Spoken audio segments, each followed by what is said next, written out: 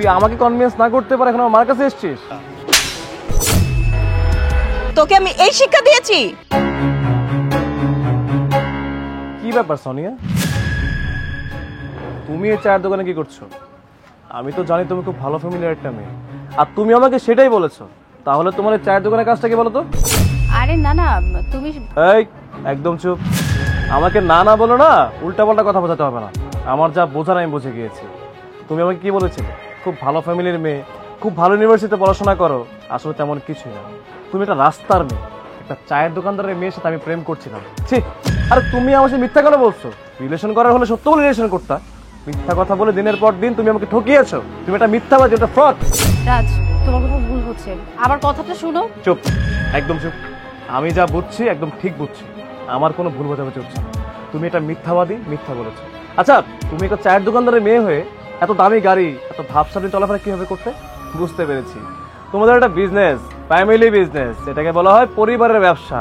তোমরা সবাই মিলে ব্যবসা করে একটা সিন্ডিকেট করো, আর সিন্ডিকেটের মধ্যে তোমাদের প্ল্যান থাকে কি জানো? একটা বড় লোকের ছেলে পাঠাতে হবে, ওই ছেলেকে হাতিয়ে তারপর সব আত্মসাৎ করে খেতে হবে। আমার সাথে সেম কাজটা করেছো। আজকের পর থেকে তুমি আমার সাথে একদম যোগাযোগ করার ট্রাই করবে না। যদি আমার সামনে পড়ো, তোমার কপালে দুঃখ আছে।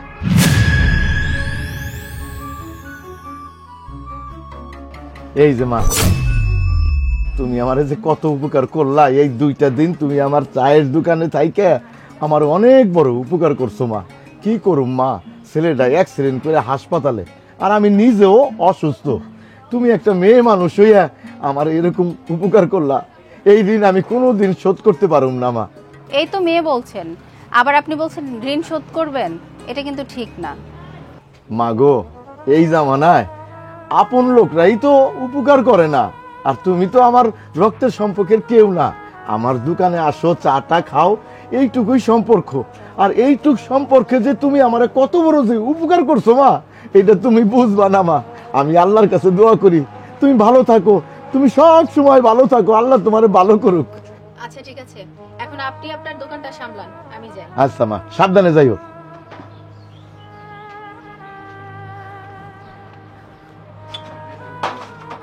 মায়াটা খুব ভালো। আন্টি, আমি 2 দিন ওই চায়ের দোকানে বসছিলাম, কারণ ওই আঙ্কেলটার শরীর তেমন ভালো ছিল না। কিন্তু আপনার ছেলে এসে আমাকে ভুল বুঝলো, আমার সাথে সব সম্পর্ক শেষ করে দিয়েছে। আচ্ছা আপনিই বলুন, ও কি কাজটা ঠিক করেছে?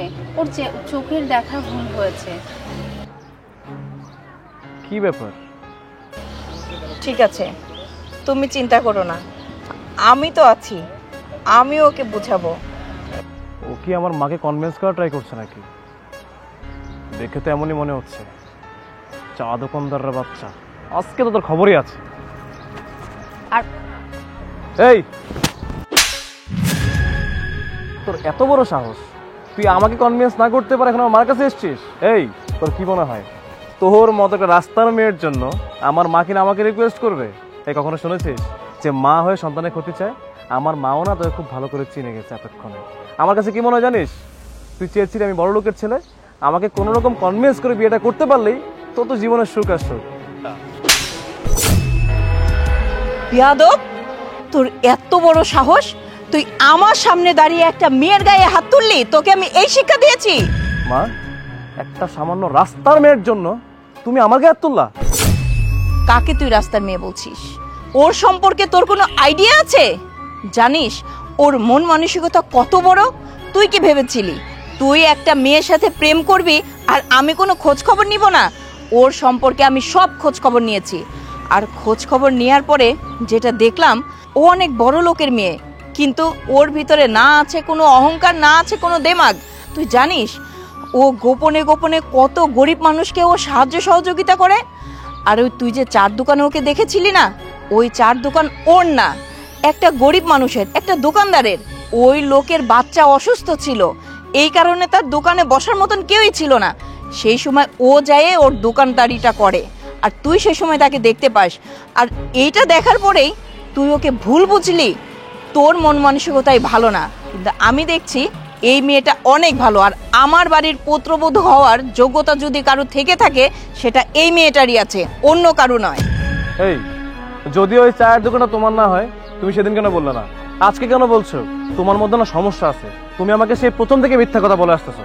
কি করে বলতাম আমি? তুমি আমাকে কোনো কিছু বলার সুযোগ দিয়েছো? দাওনি। নিজের মতো অপমান করে সেখান থেকে চলে গিয়েছো। ঠিক আছে, আজকের পরের থেকে কখনোই ওর সাথে খারাপ ব্যবহার করবি না। আমি আসছি। সোনিয়া, আম সরি, আসলে আমি ওই দিন তোমাকে হুট করে চায়ের দোকানে দেখে আমার না খুব রাগ হয়েছিল, তাই কি থেকে কি বলে ফেলছি। তুমি কিন্তু রাগ করো না, হ্যাঁ? আম সরি। হয়েছে, আর সরি বলতে হবে না। অনেক তো মার খেলাম, এখন তো আবার ক্ষুধা পেয়েছে, খেতে হবে না? হ্যাঁ, অবশ্যই খেতে হবে। আচ্ছা চলো, এদিকে একটা রেস্টুরেন্ট আছে, খুব ভালো খাবার বানায়, ওখানে যে আমরা খেয়ে নিই। আসো। চলো।